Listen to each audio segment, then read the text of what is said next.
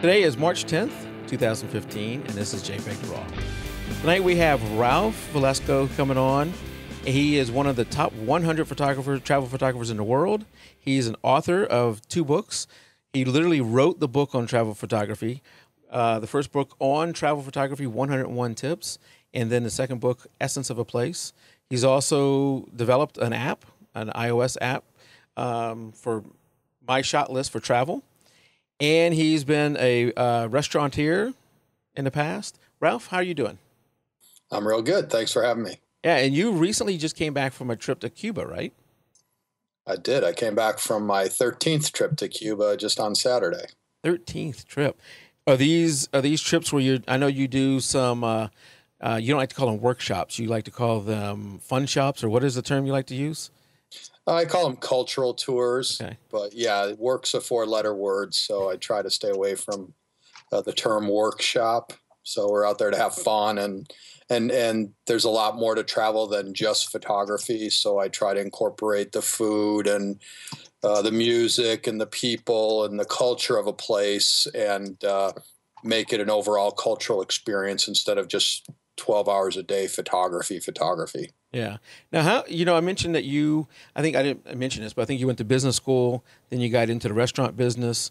You also did some financial advisor stuff on the side. How did you go from that to travel photography? Well, I like to say it only took me 45 years to figure out what I wanted to do with my life.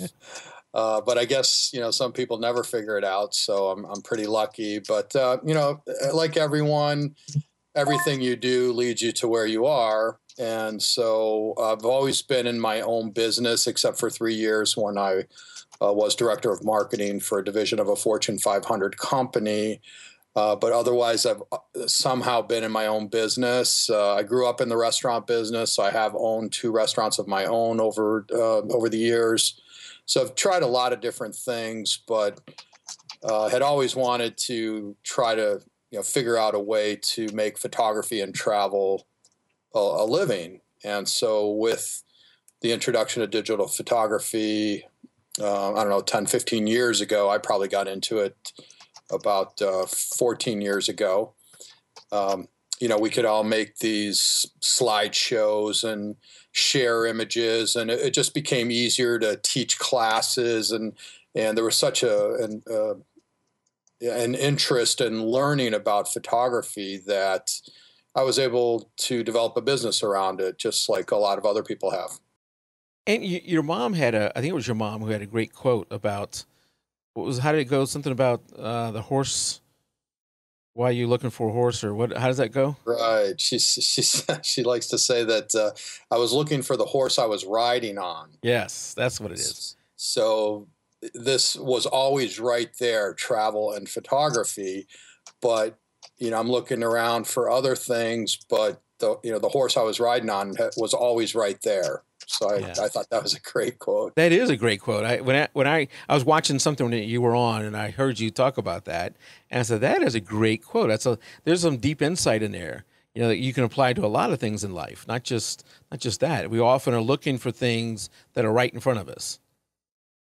No, for sure. And so, like I said, I always trying to figure out a way to make travel and photography pay, and eventually I did it.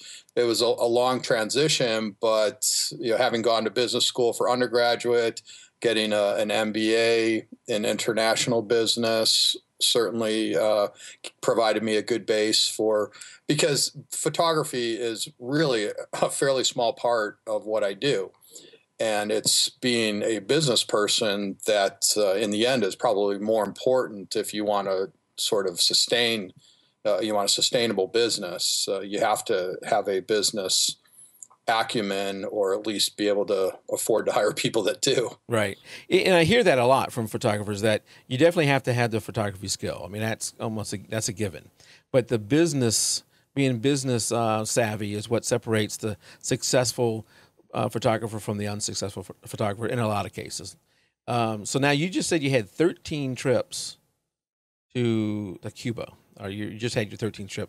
Were most of those, were you going down there with other people and doing what'd you call it, Cultural tours. Cultural tours? Yeah, no, all of them were with other people, so they were either humanitarian or people-to-people programs. And so we go down fully licensed. We go right through Miami. We're not sneaking in through third countries or anything like that. I would never bring a group down illegally.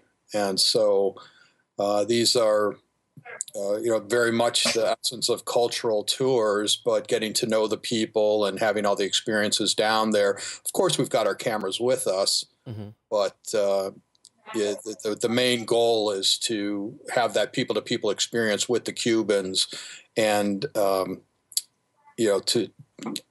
pretty much everyone that's ever gone with me to Cuba or has ever been to Cuba on their own or with another group, it just falls in love with the country because the people are so wonderful. Mm-hmm. Now, what is the People to People program a big program, or is that something that you developed, or is that? No. Yeah, no, it's for the Office of Foreign Asset Control through the Department of Treasury. They have very specific requirements that we have to adhere to, including having a full schedule of program activities. They don't want us to go down there and be sitting on the beach and partying and doing, those kinds of things. The idea is to go down there and have true people-to-people cultural exchanges with the Cubans, so that there's this interaction between the U.S. and the Cuban people, and it's a great program. So I really enjoy participating in it. How long are y'all generally down there?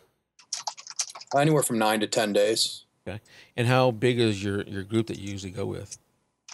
I have my groups are anywhere from 6 to 11 people max. Okay.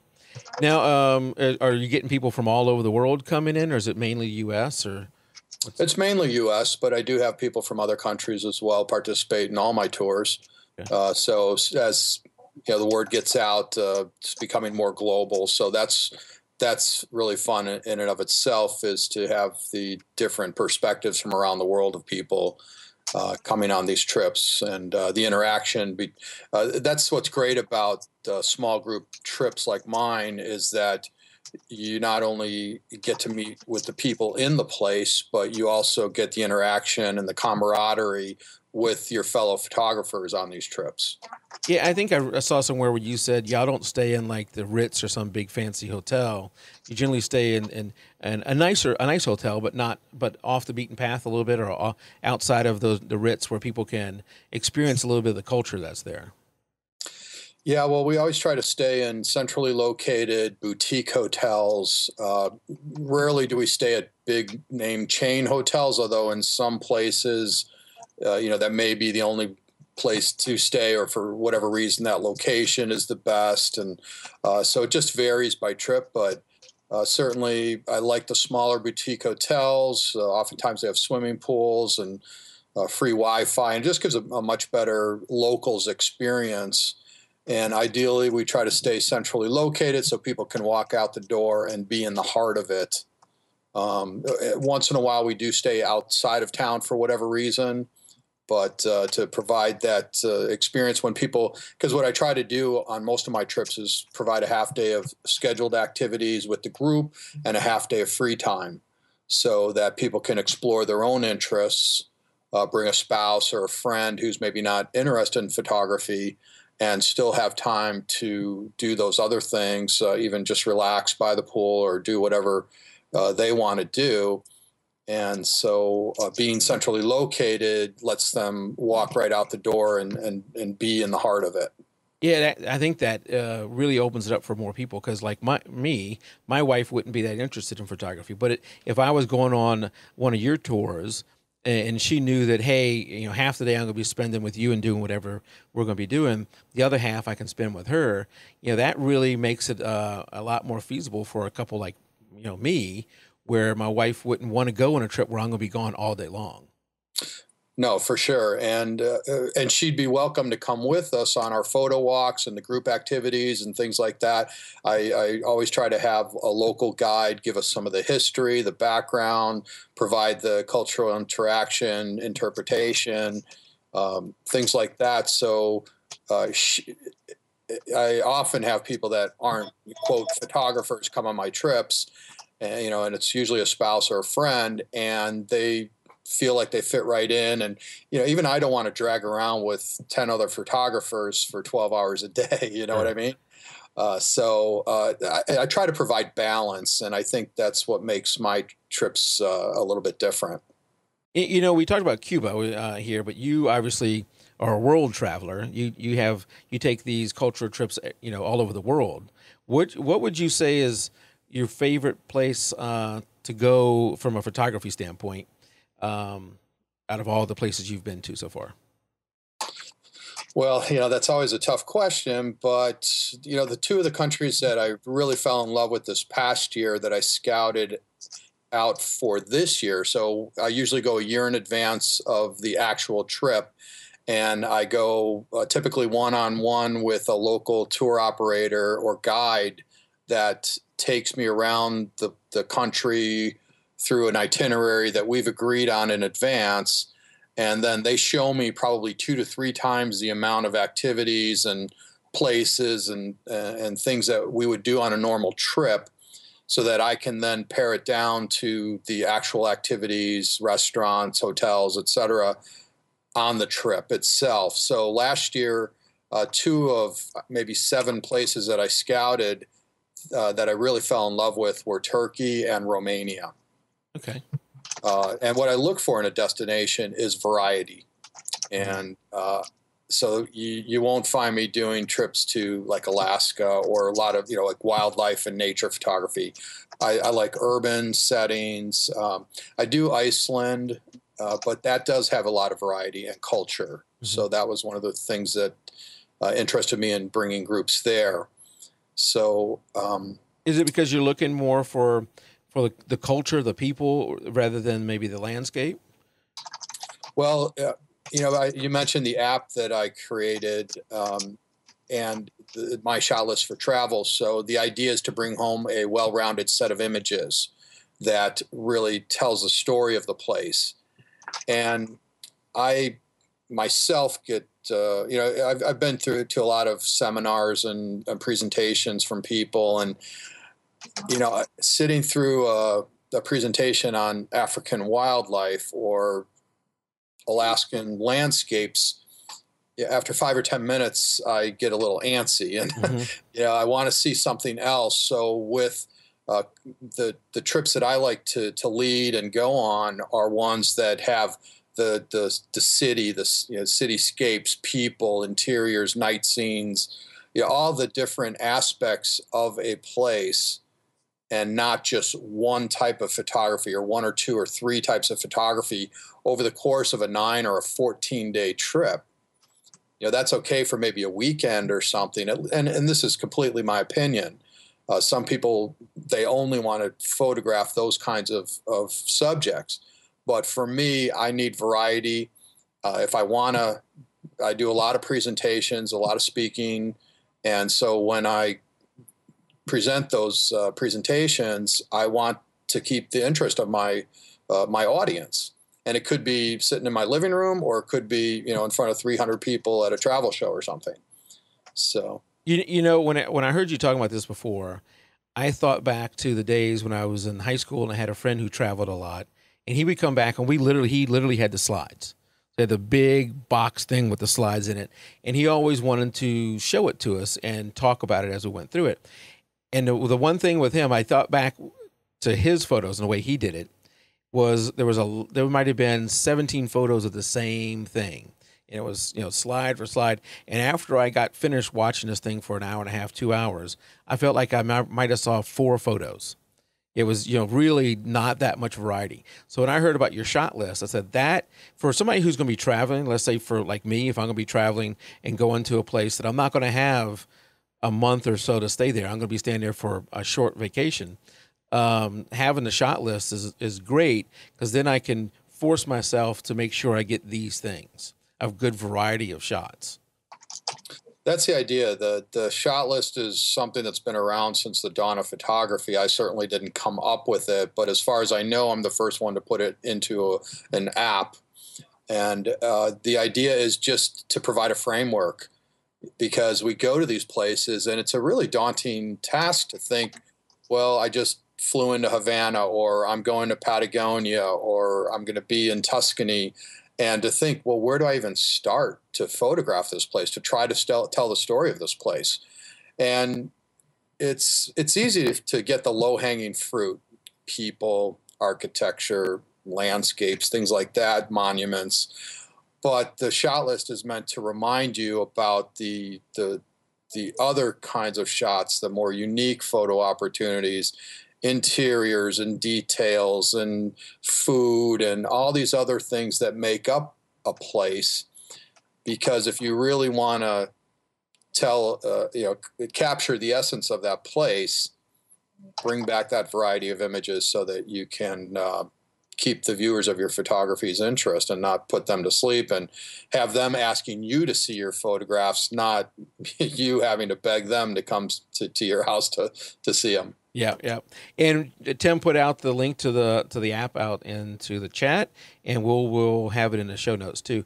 Before we move on, Keith has asked, how is Cuba preparing for the inevitable change that will come with increased U.S. visitors, which hopefully will be a positive influence on the Cuba economy and people? Yeah, there's no doubt it's going to be a big influx of money down there for the Cuban people and the travel sector, and it all trickles down. But there's a ways to go. The infrastructure is going to be strained, I think. I'm already starting to see a few cracks here and there, but in the end, it'll be a good thing. It's just that, it's capitalism, and that's something that at least the government has been fighting against down there. Because they're a socialist economy, but you need to take the good and bad when you start to move towards that capitalist society, and there certainly are bad parts to it, at least in my opinion. Yeah. Well, it's not a light switch. You don't turn on the switch and everything's different. It's going to take some time to transition over. But hopefully, over time, it turns out to be positive for those guys. Now, how often are you traveling? How often are you on the road? I'm on the road about 250, 270 days a year. Wow. Yeah. That's a lot. And that's all internationally. So I used to do local 2 and 4 hour day photo walks, and then I sort of migrated to weekend trips to Joshua Tree National Park or Death Valley. I was based in Southern California for about 15 years. And then I started doing some domestic trips, bringing people back to Chicago, which is where I was born, up to San Francisco, things like that. And then I started doing international trips, and began phasing out the domestic trips. And so now I do all international trips, and I love it. I'm in a position where I can be gone that much. Never been married, don't have any children, so I don't have to be away from a family for a long period of time. I'm leaving in about 10 days for 3 months. And so I will just be on the road on my own, and I make some of the most wonderful friends in these places. But I do have family back in the U.S., so it's not all fun and games. Yeah. So some thoughts come to my mind. How do you keep up a place? Do you rent here? I mean, it seems like it'd be difficult to own something when you're traveling that much. I mean, your grass would be 10 foot tall by the time you got home. Well, I'm what's called location independent right now. Okay. And so when I started traveling this much, obviously doesn't make sense to pay 12 months rent when you're on the road 9 or 10 months out of the year. So about a year and a half ago, I gave up my apartment in Southern California. And so most of the time I'm living in hotels. And when I'm in Southern California, I stay with friends. When I'm in Chicago, I stay with family. So, and I'm only in these places for 2 weeks here, 10 days there, in between trips. So it's kind of a unique position to be in. But, like I say, now I'll be in Europe for about 3 months. and I'll have some time in between trips, but it certainly doesn't make sense to fly back to the U.S. for 10 days to only fly back to Europe for another trip. So I'll just stay there. And to me, the hardest part of travel is the jet lag. Mm-hmm. So instead of paying $1,500 round trip flight, I'll just put that towards a hotel for 10 days or whatever. I'm sure some people listening will say, "Oh, poor Ralph. He travels 200 and something days a year." But it does sound like work. There is some work to that. That year is not all fun and games. You're having, I don't know how many of those 250, 260 days you said are with a group, and how many of them are just you scouting out places for a group later on. Are you're taking photos yourself? I'd imagine. Do you sell those photos? I asked a couple questions here. I'll come back.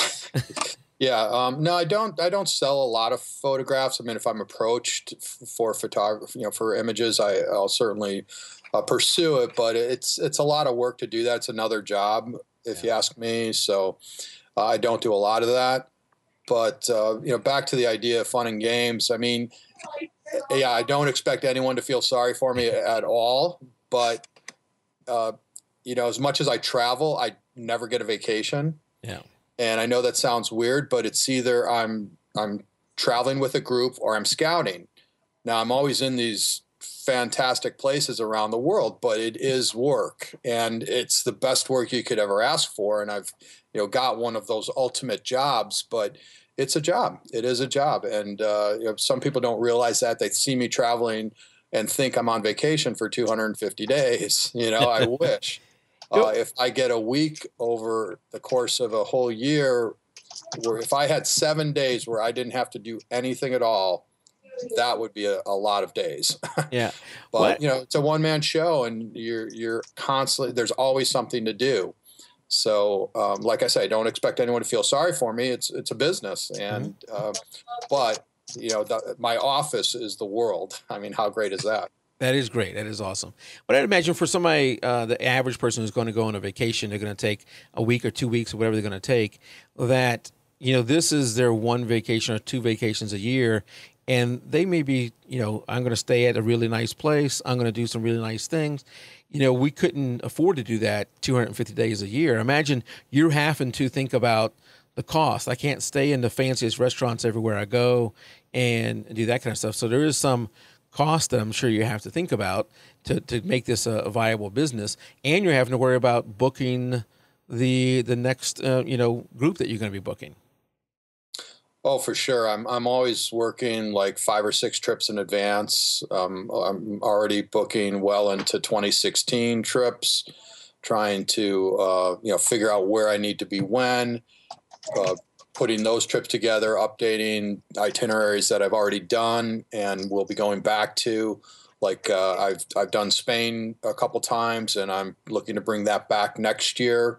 So I didn't do it this year, but then I need to update that trip. And although I have a template for it, it's kind of like starting over again. So there's always something new and updated.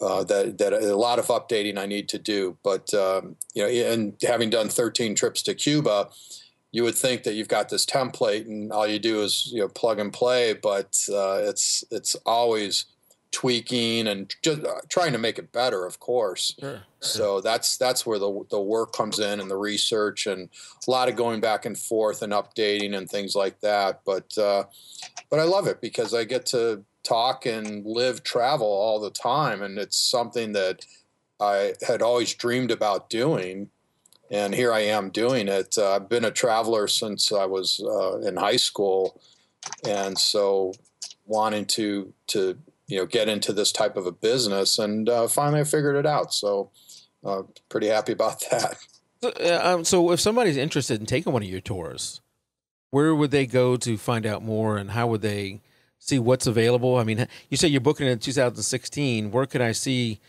what options I have as far as touring with Ralph? Well, I don't have 2016 up on the website yet, but I'm looking at when I'm going to run all those trips for 2016, because I try to release stuff about a year in advance. But if people go to ralphvelasco.com and hover over tours, you'll see a drop-down list of all the trips I have coming up this year. Several of which I do still have spaces on, like Cambodia, Vietnam, Copper Canyon, Mexico. So a lot of really great locations. I got a few spots left on Romania. My Morocco trip sold out. Turkey sold out. But just go to my website and people can see pretty much everything there. Learn about me, what I do. You can see the books there. There's links to the app, and of course all my social media following and stuff like that. Yeah, I'm there now. I'm looking at the Romania trip that is going to be in August 30th through September 12th. And Right. now I don't know if I see cost here. What is it generally? And I know here's cost down here. So tell me a little bit about the cost of what I'd pay for and what it would include. Yeah, the costs, depending on the trip and the length of it, of course, can be anywhere from maybe $3,000 to 5,500. They pretty much all include all accommodations, all local transportation, airport transfers, local guides, most meals, uh, amazing experiences that we have, like little tuk-tuk adventures or riding on cyclos in Vietnam or Cambodia, renting bikes and going into the countryside in Vietnam. And what I try to do is provide unique cultural experiences for people, where we maybe get into the locals' homes. We do what I call a tuk-tuk adventure, where I rent tuk-tuks for everyone, and we go into the countryside of Cambodia or Vietnam, and we just pull over when we see the guys, some guys making knives, or maybe doing rice paper, or pounding out horseshoes, whatever it is.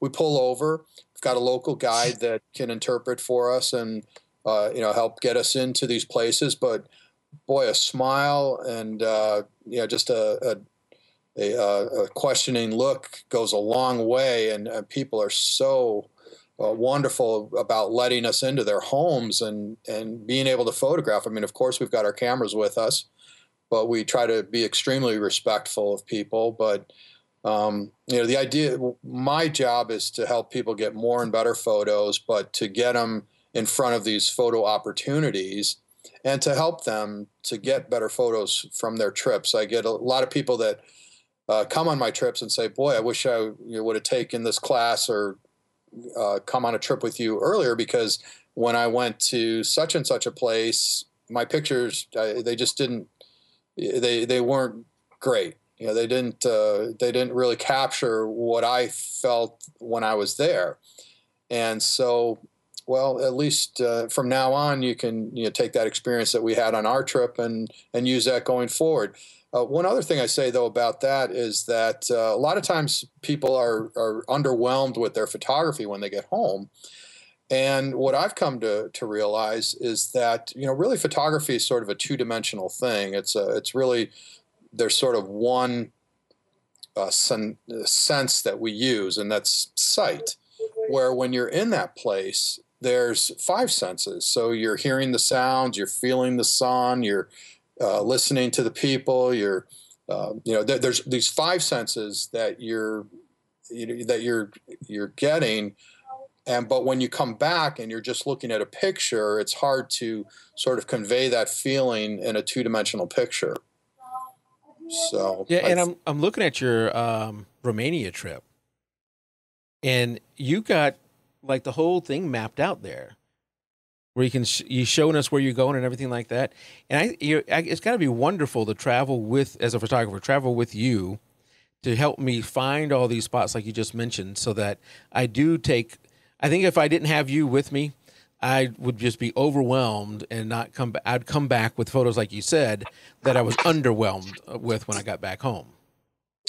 Yeah, well, I mean, that's why people pay me a bit of a premium to have gone there and spent 2 weeks on my own to find these locations, to meet the people, and determine what I think would work for the type of people that come on my trips. And sure, you could put together a trip on yourself to anywhere in the world, but you're going to spend a lot of time doing that, and you're going to make a lot of mistakes when you get there. So, some people enjoy doing that, and that's a big part of travel is being able to, is that sort of run up to the trip itself when you do the research and things like that. But a lot of people don't have that kind of time or inclination to put together a trip because there's so many moving parts that a lot of people don't think about. And I just had a couple people on my recent trip that travel a lot on their own, and two couples, and they both said to me, "Wow, this is great because I don't have to think. I didn't have to Exactly. put this together. You've got it all figured out." And there's so many moving parts about just getting from the airport to the hotel and having the guide set up and what are we going to do next, the timing, restaurants, activities. So all that stuff's put together, and you kind of just show up, which is pretty neat and really appeals to a lot of people. Okay. So I think we lost Tim. No, can you hear me? Oh yeah, your Yep. video just froze up. Okay. That's weird. One question I did have on that: what type of people generally are on this? Are they um, newcomers to photography? Are they seasoned photographers? Is it a variety? Do you have a requirement to what you want of people? No, I get all kinds of photographers, but generally they're, I would say, advanced amateurs to intermediate photographers. I get some advanced photographers. I've even had professional photographers come on my trips. So there's a big variety.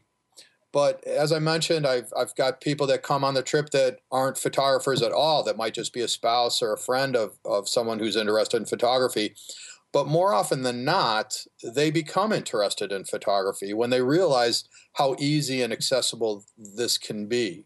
So they don't have to have $5,000 cameras. They can work with a point and shoot or a micro four thirds mirrorless type camera, or something else that I say about my mom is that she taught me the best skill that I could ever have as a photographer, and she never picked up a camera in her life, and that's just to be curious. And so learning to see is there's a big difference between seeing and looking at something. And so that's what I try to teach people in the first place is to really see.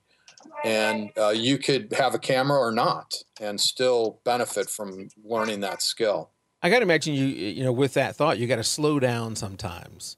A lot of times when you're on vacation by yourself and don't have a guide like you tend to you're running too fast trying to get everything, and you don't take the time to slow down and see. You're just looking, like you had said. But for you though, it's got to be, even though you travel this much, the world's a big place, and finding all these good spots. And when you're trying to plan trips, how do you prepare for going to a new place that you're thinking about? Hey, I'm thinking about taking a tour here. How do you prepare before you go?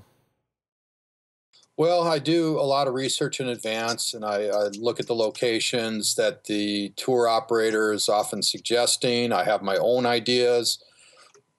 One thing I recommend that people do is go to websites like Getty Images or Corbis and just do a search, Havana nighttime people, and all the pictures with those keywords will come up. And then you can get an idea of what there is to photograph in a location. So there's a lot of that goes on. But again, it's about finding these unique cultural experiences that will almost always present great photo opportunities. And oftentimes that's just being in the location and sometimes stumbling upon these things. So when I'm in Bhutan and I'm with my local guide there and we're scouting, he might take me to his family's house, or to pull over when we see the red peppers drying on the roof of a house or hanging in the windows, and I might say, "Hey, that looks interesting," and he might talk our way in there, and so then I'll try to see if it's okay with the person. Hey, I'll be back here next year with a group. Would it be okay if we stop by? And I've done the same thing with guitar makers in Madrid, instrument makers in Rome, uh, people who make rice paper in Cambodia. I mean, you name it. It's about just kind of, I wrote a blog post not too long ago called Just Pull Over.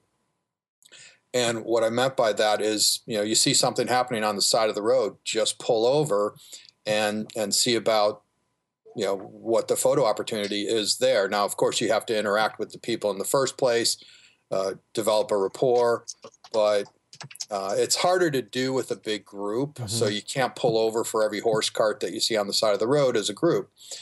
But my job in advance, as when I'm scouting, is to find these great opportunities that we can then come back to. And it might just be a great meal in Tuscany with, an incredible view of the Val d'Orcia. And that happened actually in Tuscany, and found this little town with this older woman who had this restaurant for 60 years, and had a meal there with my local guide. And I thought I was in a Fellini movie. And I said, I want my people to have this feeling that I'm having right now.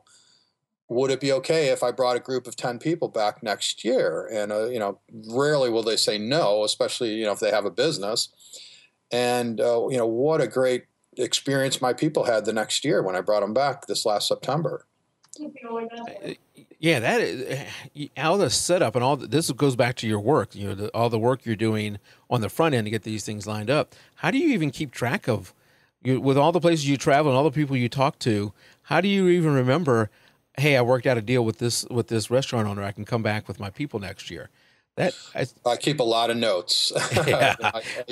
Evernote is my new favorite app that I use. And so I take a lot of notes. And so even during a trip, I'm always trying to improve my trips. So even during a trip with a group, when I have downtime, people will see me, tapping away on my phone, and they're like, "Oh, do you have internet access? Who you texting?" And I'm like, "No, I'm just taking notes, because I want to make sure that next year we come back here 30 minutes earlier, or we meet, this guy, at this time or whatever, to make the trip better and better and better every time." And speaking of the traveling you do, how do you prepare? How do you can't pack 200 plus days of clothes and personal items and all that stuff. What do you do? Just, bring, a normal amount and then just do laundry and buy whatever you need when you're on the road? Oh yeah, definitely. I probably pack for maybe 10 to 14 days, and then I just do laundry. It's not a problem. Pretty much pack the same for a 5-day trip as a 14-day trip, and just do laundry. And it can get a little bit expensive, but you could certainly wash some things on your own. But that's just a cost of doing it. And I try to pack lighter every time, not more. That's for sure. You definitely have to be a pro at packing. I am a horrible packer. I'm like to bring everything, which it goes to my next question. When I'm going on vacation, I generally take every lens I think there's any chance I might actually use in any situation. So it's about all my lenses. But obviously, yeah. What's that? And then you only use 2. Well, that's generally what happens. Yeah, I use 2, and I bring 2 tripods sometimes, and I actually only use one of them, if that.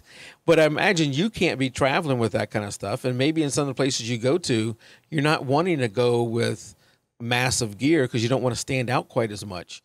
What do you do, and what do you recommend to your people you're guiding? I use one body and one lens. Which lens is that? I use a 24 to 120. Okay. And it's on a full frame camera. But I did, on this last trip to Cuba, force myself to use a fast 50. I have a 50 millimeter 1.4 that I used 95% of the trip. And that was a really great exercise in zooming with your feet and, getting closer to people, subjects, and interacting a little bit more. I like to take a lot of candid shots. So it's easy to, with that long lens, to kind of zoom in from across the street sometimes. Mm-hmm. I don't think there's anything wrong with doing that, but it's a different experience when you have to get up closer. Yeah. I had a woman on one of my trips, and she was, kind of making the comment that, boy, the people here are just not friendly. And I'm really, having some trouble getting photographs. And so I started to watch her as we were interacting with some people. And she was using like a 14 to 35 millimeter lens. And with that kind of a lens, you got to get right up in someone's face. And so you wonder why people aren't quite comfortable with you photographing them. Right. So for me, I travel photography, you have to be quick and nimble, light on your feet. I don't want to look like a professional photographer. I don't want to intimidate my subjects with two bodies and two lenses and all the gear and the photographer's vest and everything. No, I want to just look like a casual photographer. And absolutely, there's times when I wish I had a different lens, or I couldn't zoom with my feet for whatever reason, and I just come to the realization that I'm not going to get every shot, and I don't worry about it. And I'm a big proponent of putting the camera down. Oh, yeah. And not feeling like I have to be photographing all the time. I mean, I couldn't. I'm on the road 250 days a year. I could not possibly be photographing 250 days a year. So I have to resort to the fact that I'm just not going to get every shot, and I don't worry about it. What does that go to your seeing thing, that you got to put down the camera sometimes to see the scene and realize what you want to take photos of? Oh, for sure. So a lot of times we go through a trip and you saw the place through the viewfinder of your camera. Mm-hmm. And so I'm a big proponent of smelling the roses, having the experiences, taking photographs in between the experiences. So that's how I look at it. Yeah. So do you ever when you're doing you're going around and getting ready and scouting out places, do you also look for, like, is safety ever a concern? I need to, some of these places you go to, you need to be worried about safety or anything like that? Well, I'm always concerned about the safety of me and my people, for sure. I mean, that's my number one concern. But it's more about someone walking with their face up against a viewfinder and stepping into an open sewer or off a curb or something like that. Right. I don't rarely, if ever, take my groups into sketchy neighborhoods, but sometimes we will go. But I can't tell you one time that I felt uncomfortable on any of my trips. I mean, even before I started leading tours, that I felt uncomfortable in a place. I mean, I'm smart about it too. I've got a pretty good street smarts, and people just need to use their heads when it comes to, if you feel uncomfortable, it's probably for a reason. So back out. And so when you're in a group, it's certainly easier than if you're on your own, but you're going to get a different dynamic and a different kind of photo opportunity when you're in a group as if you're by yourself or with one other photographer. And I often think that it's better to be with one other photographer, because if you're photographing the same subject, typically they're looking at one of you and the other one's getting the candid shots. Yeah. And what I'll do for my people too is I'll try to engage the subject so that my people can get the candid shot, so that they're not always looking right into the person's camera, so that the person's typically talking to me, and then the person on the trip, the participants, getting some candid shots. And, for me, that's a lot of times why I like to have a little bit longer lens, because I like the candid shots. I don't like the shots where somebody's posing for me. I kind of like to be that photographer that's unseen, that's kind of in the background. And so that would be, if you're engaging with them and allowing me to take photos where they're not really paying attention to me, that would make me feel a lot more comfortable in doing that. Yeah, and I always say that now I'm always photographing alongside my people, but their photography comes first. So I tell them, don't be afraid to ask me questions or interrupt me if you've got a question while I'm photographing, because I try to get my photographs when I'm there scouting on my own, or I'll do what I can in between. But when I'm on a trip, I'm there to help the people. So that works out really well. And I've got to imagine you have honed a skill of interacting with people that is better than the average person. So that would be helpful there too. Yeah, probably. And I shoot very quickly. So I see a lot of people, for travel photography, as I mentioned, you have to be quick and nimble. And I see people that spend a lot of time in their head trying to calculate depth of field and all these crazy numbers and settings that we have on our cameras, and they're missing shots that are going by them left and right. And so I am always trying to tell the people, make sure your camera settings are right for these conditions, and then just shoot. Don't be overthinking it and missing those shots. Shooting in manual is not real practical when it comes to photographing in a market. It's great for product photography, landscape photography, things that aren't moving or changing. But for travel photography, it's not very practical. Yeah. And Amy asked a question out there in chat. I'll come around to it. It is on my list, actually. She has a good question. But before we do that, I want to talk about your number one tip, which is to sleep in, right? Not quite. That's I'm the opposite of that. Yeah, Patrick Symes, photographer, says if you don't like getting up early, then be a writer. Yeah, I know that's a great quote. No, why is that important for us to get up and get going early? Well, certainly it's the light. So you've got the golden hour early in the day, and certainly later in the day as well when the sun's low in the sky. But for me, it's more about being out there when the locals are on their way to work, kids are on their way to school. And I'm not talking about being up at sunrise every day. It's really maybe 7:30 when the city's awakening and the tourists aren't out yet. So I want to get ahead of the tourist crowds, ahead of the heat of the day. There's less crime at that time of day because the criminals are out when the tourists are out. Right. They're not out there bothering their own people. So if you're out there when it's just locals, it's extremely safe. So there's a lot of different reasons to get out early. And I prefer to be out early than to be out later because, of course, you do have the golden hour later in the day. But there's so many reasons to be out early that, and I guess I'm more of a morning person. And but mainly it's about being out there when the locals are there and ahead of the tourist crowds in the heat of the day. Right. I saw a video where you were doing a speech in front of a group, I think it was, where you showed a demonstration of this. You showed, here's a photo that we took early in the day of whatever this place was. I can't remember what the place was, but it was a nice photo with some people there. And then you showed a photo that was later in the day that was really crowded, a lot more people there. And that's the difference between getting up early and getting a shot and waiting, till midday or whatever it was. The sun was one issue, the light was one issue, but the number of people was another issue. Yeah, and if I'm thinking about the same series of pictures, I mean, there was one where I took a picture of the astronomical clock in Prague, and I'm out there early in the day, and who I photographed out there was a couple. They were having their wedding pictures taken. Awesome.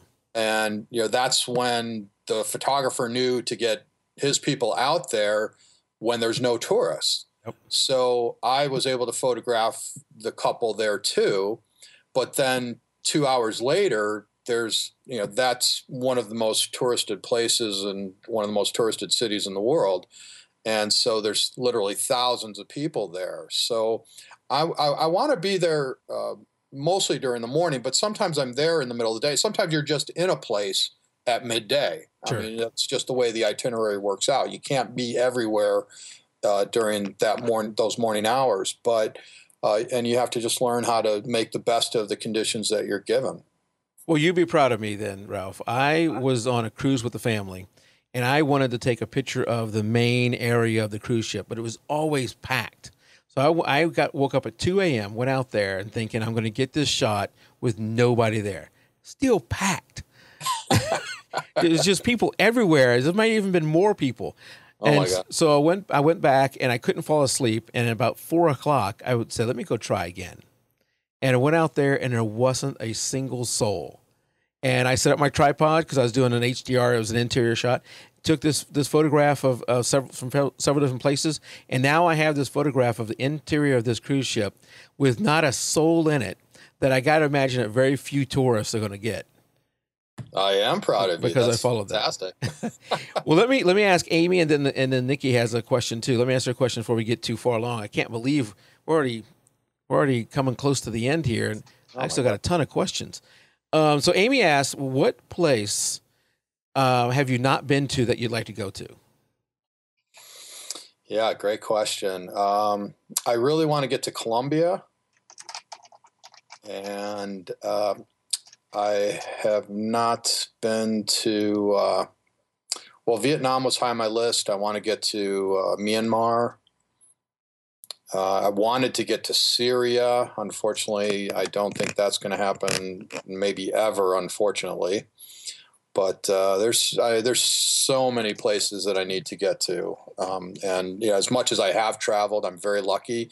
But I tend to I haven't been to that many countries because I go back to these places over and over again. Mm-hmm. So you would think I've been to hundreds, over 100 countries, but it's not even half. It's about half that. So yeah, well, even 13 times to Cuba. While that may sound a lot to us, I'm sure you're finding new things all the time. Every trip you go, you probably find something different where you want to tweak the whole process down there.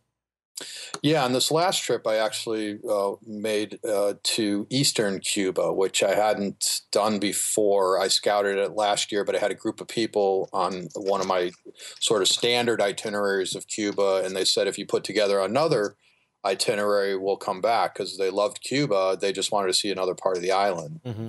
So I'll do that sometimes. But yes, I'm always trying to tweak, add other experiences, take away something that maybe didn't work. So constantly trying to make the trips better. So Nikki asked, and this is going back to when we were talking about, I think this is going back to when we were talking about not shooting in manual mode because you're in the market and there's a lot of things going on. She asked, in that situation, would you recommend something like aperture mode? Yeah, I shoot aperture priority 99% of the time because I want to control the depth of field. And typically, if I'm photographing people, I'm going to want to blur out the background because it's often a busy background. All right. Hopefully that was what your question was there, Nikki. So, you have worked a long time to make this the business that it is. What if somebody else is saying, it sounds like Ralph has the life. I want to do this too. Any things that you think about that you've done in the past? Wow, if I had to do over again, I would do something a little different. Or advice you would have for somebody who's thinking of doing this themselves? Well, I think if people are looking to do this themselves, number one, you have to develop a really good portfolio of images because it's your photography that's going to sell the trips. You have to develop a good network of people in the location. You have to know a location extremely well.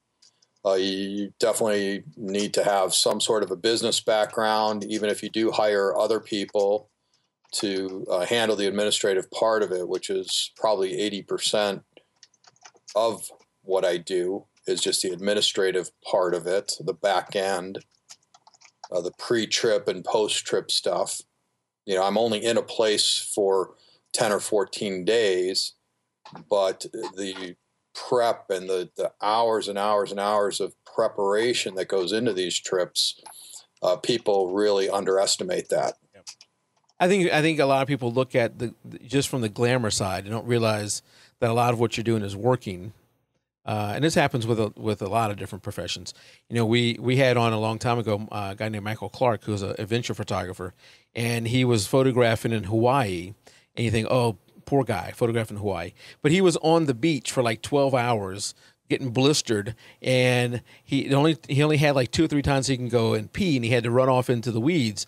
So he didn't look at it as the same way we might have looked at it. And I'm sure that's often the same thing for you, that these trips can wear you out, and with only the little bit of time you have to spend back at your home base, you're gonna need a vacation at some point.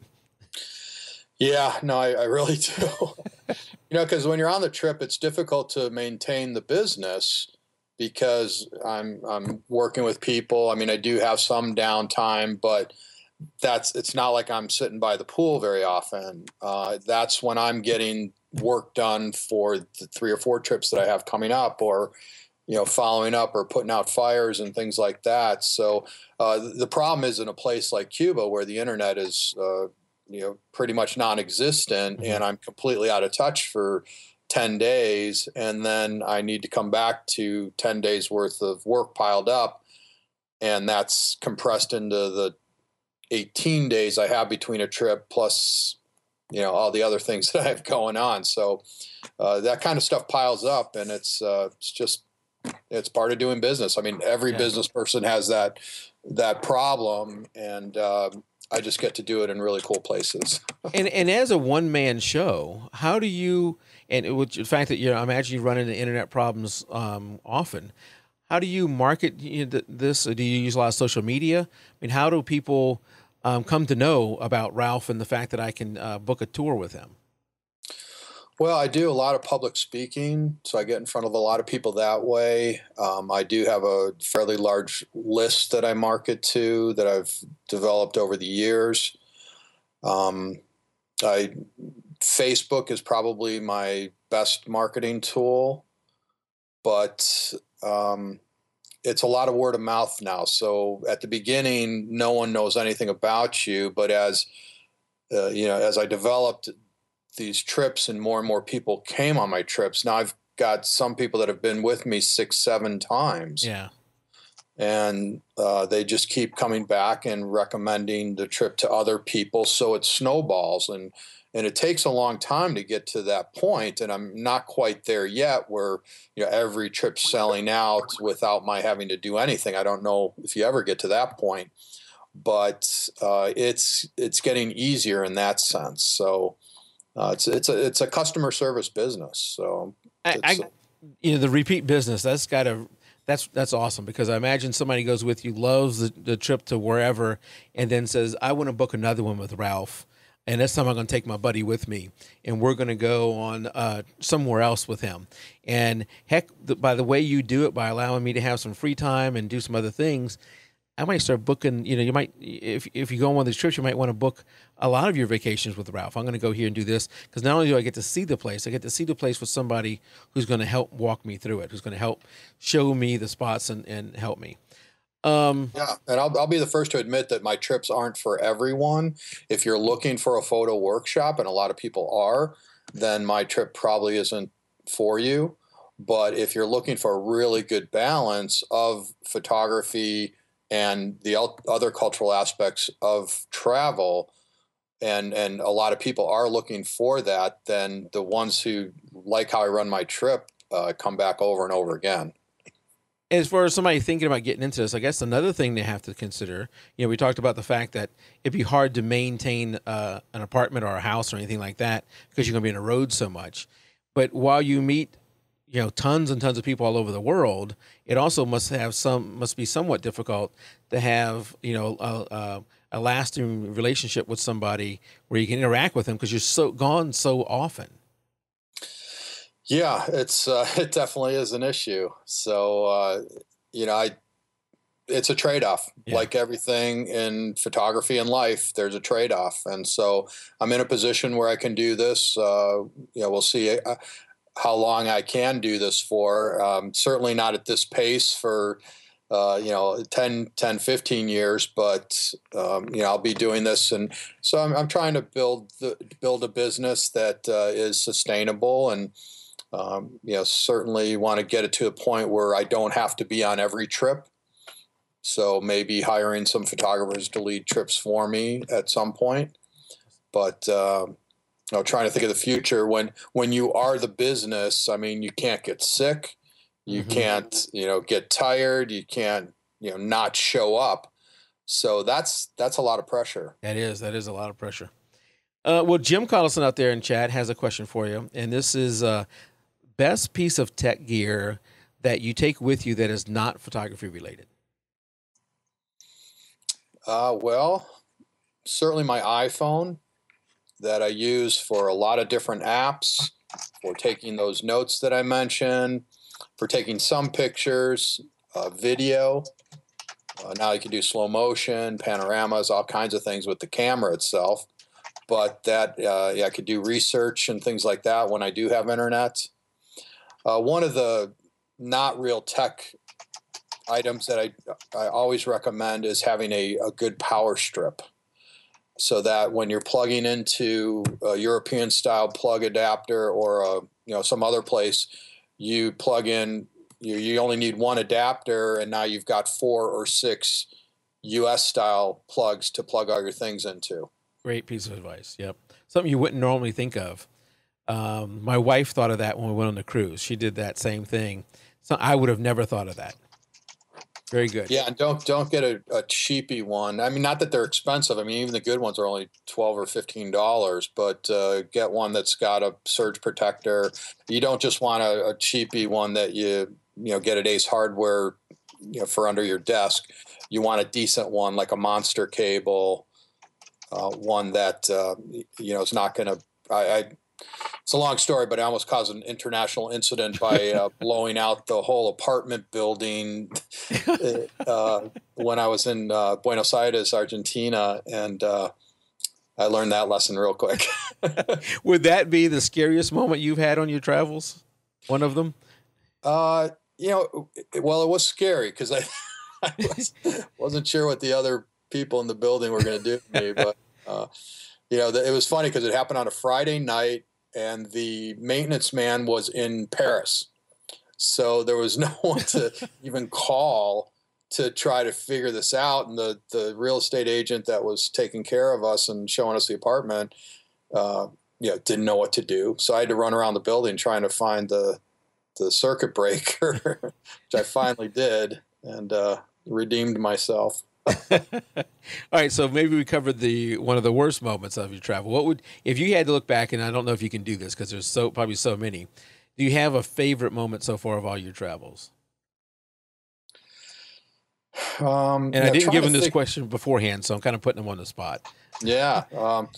I mean, there's so many great moments, and I'm not just saying that, but it's mostly about those experiences that I've had, typically on my own. And sometimes they do present themselves when I'm with the group, where we just stumble upon, a family or someone doing something, and it turns into this incredible experience. But I love to see people doing what they do well. And maybe it's pounding out horseshoes or doing something that, this person's been doing this for years. And so it's those kinds of experiences that I love to have myself and then to bring people back to. So when I see the people on my trips enjoying what I enjoyed, and so, kind of validating that, oh, this was a great experience on my scouting trip. I want to bring people back because I want them to have the same feeling. Then when we do come back, seeing that look on their face or having them say, oh my God, that was incredible. I'm so glad we did that. To me, that's a great travel moment. Yeah. I was watching one of your videos where you had, I don't know if I have this shot here in the shots we have, but you had this luscious green field. I don't know what the field was, but it was this green field where, I think this may go back to your thing of looking versus seeing, where you saw that and you go, I wish somebody in red would walk through. And sure enough, a few minutes later, somebody in red did walk into the scene. And I wish we had that shot here, but I will have it. Maybe I'll put a link in the show notes. And does that go to slow down and look at and see the scene that's there, and put your camera down every once in a while? Yeah, that happened in Bhutan, and those were rice terraces there in an area called Punakha, and it was this beautiful green terraced rice fields, and it was a nice shot, but it was more of an abstract because it was just green. Mm-hmm. And I said to the guide, I said, man, I wish someone in red would walk into the scene. And literally a minute later, this man in red walks into this field. And so, and I talk about the difference between that sort of very abstract green shot and then just having this pop of color and what I call a human touch. And it just completely made the photograph when he came into the scene. But that was just about luck. Okay. But the more I wish for stuff like that, the luckier I get. You say it's luck, but I think it's also the eye that you have that, this scene is just missing one element. Let me just give it a second. Where, the average person may have just taken a shot and moved on. You say it's luck, but I think you probably get luckier more often because there's more to it that, there's more skill there that's going on that sets you up for the luck. Yeah, I mentioned curiosity, yes, but patience is the other number 2 skill that you need as a photographer. And so, maybe you're right that normally you might just walk away from something like that, and just having the patience, and a lot of people talk about finding a cool wall or some sort of a backdrop and waiting for someone to walk into it, or an interesting subject or whatever.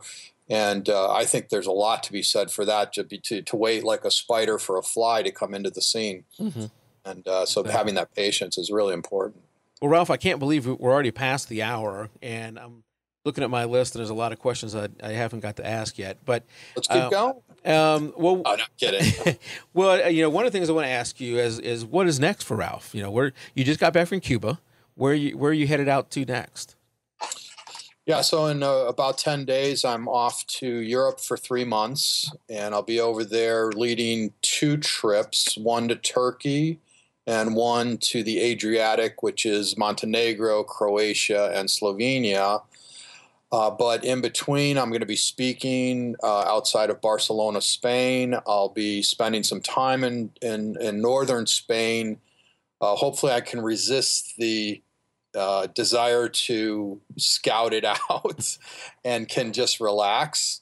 But I'm also I'm starting out in Stockholm, and then I go up to Lapland. And so I'm looking at doing a trip up there, but because that's more of sort of very much a landscape, reindeer, wildlife kind of thing, but it's also got the Aurora Borealis. And I would also include Helsinki as, the city part of it. So it's going to have that variety. So I'll be scouting that out. Then I'm going to the Baltics, which is Estonia, Latvia, Lithuania.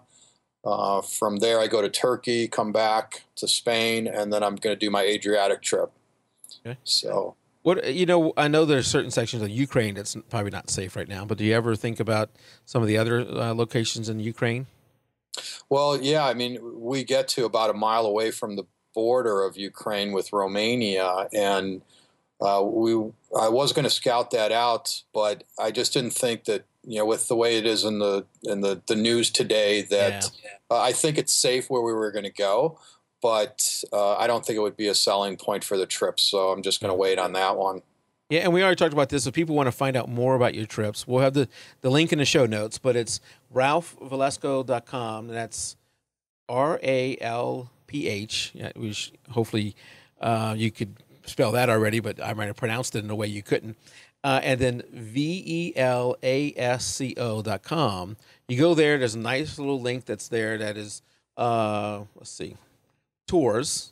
Mm-hmm. Let's see if I can get the web page up so people can actually see it as I talk about it. Yeah, if you hover for tours, there's a whole drop-down list of the trips that I have coming up, and that's constantly changing. Right, so they go there and hover over tours, and then you got all the tours that are there for that you have going out, and you got them all the way through into 2015. Is that right? Or near the end of 2015? Yeah, through the end of this year, and I'll be adding starting into 2016 very soon. But one of the great trips I have coming up is Copper Canyon, Mexico. And not a lot of people know about it, but it's bigger and deeper than the Grand Canyon. Oh. And it's got one of the great train rides of the world. It's the only passenger train in all of Mexico. But more importantly, it's got the Tarahumara people. It's this incredible culture of people that live in caves and cliff overhangs till this day. And so that's another place with a lot of really great variety. We do a lot of photographing from the train. There's the food, really, really interesting culture. So if people have an interest in a trip like that, and it's very reasonably priced, but look for that Mexico's Copper Canyon. That's going to be a really wonderful trip, and that's in August, which is a great time to be there. Yeah, I have it pulled up now. August 7th through the 16th. Right. Group size limited to 10, and the price is very reasonable. Yes. Now, the price doesn't include airfare, though, right? But no. Yeah, all my trips do not include international airfare because people want to use miles or certain airlines or get their days early or days late. So coming from different places, too. Yeah. Exactly. We let people arrange that themselves. I just tell them where to be when, and sometimes they come in early or stay later. But so you always do have to add on the airfare there. But one of my people just got airfare from Chicago to Romania for $800 round trip. Could not believe it. Wish I would have got that. And there, you even have a little video here, a YouTube video of, I guess you ride the train. Yeah, that was I did a 35-day assignment to shoot for a cookbook on Mexican cuisine in 2011, and we had a videographer on the trip, and so I just did this sort of little introduction to Copper Canyon. It's not real professional, but I had fun doing it, that's for sure. Yeah, I had never heard of this place. You say it's deeper than the Grand Canyon. Yeah, bigger and deeper than the Grand Canyon. They say 4 times bigger than the Grand Canyon, which is just very hard to believe. It depends on what kind of measure they're using, but what a fascinating place, because you'll see the pictures there. It's very green. Yeah. So unlike the Grand Canyon, which is completely dry and desolate, you've got some beautiful greenery, and you could see the pictures that are popping up now. That we go in August because it is the rainy season, but it rains maybe an hour a day. And I hate when there's no clouds. So there's these beautiful puffy clouds. You get this green landscape. It's a really wonderful place that people don't know. And it's 3 hours south of the border by airplane. I mean, it's so accessible, but it's like another world. Can't say enough about it. Awesome. Well, we'll have a link in the show notes to that too. I've watched a number of your videos, but I think I missed that one. Yeah, it's kind of embedded in that tour information there. Yeah. Yeah. Well, Ralph, thank you for coming out. And if anybody is interested in one of his tours, be sure to check out his website. We'll have the link for you, and you can go there and take a look at him. And if you see one that's already booked for this year, keep watching. Maybe he'll go there again next year, or you pick another one. And if you Absolutely. if anybody's listening who does go on one of Ralph's tours or has been on one of Ralph's tours, email us, let us know. We'd love to hear from you. I'm sure Ralph would love to hear from you too. And Ralph, if you ever, want us to post anything on our Facebook page or anything like that, so let us know. We'll be happy to do that. Oh, I'll take you up on that. Okay. I appreciate it. Absolutely. So now we just have a few things to wrap things up here at the end. If you are not already a member of the JPEG to RAW forums, you need to be, because Tim posts like crazy out there. I think I'm joking. I post out there. We'd love to have you come out there and join us in the forums and post photos, post whatever. We put the video from here. We'll have that in the forums. We also have our monthly photo challenge, I should say, that we post all the photos that are in there in case you don't want to join us on Facebook. If you do want to join us on Facebook, every month we have a photo challenge. This month the topic is eyes. Last month was broken. And we challenge each other to take photos of a different topic every month. We also have an editing challenge that happens every other week. Generally, these are through our Facebook group, but if you don't want to be a member of the Facebook group, you can go to our website and just upload your images through there. There's a link on our website where you can do it that way. We also have 2 affiliate links I will mention. One is Amazon.com. If you're going to go to Amazon and buy something, remember to use jpegtoraw.com/Amazon. And then that will give the show a little bit of credit. Do it before you go to Amazon, or else we won't get the credit. And then the other one is Topaz Labs, which is jpegtoraw.com/Topaz Labs. And as I mentioned, we'd love to have you come out into the Facebook group. That is facebook.com/group/jpegtoraw.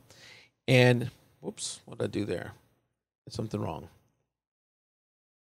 Hold on. All right.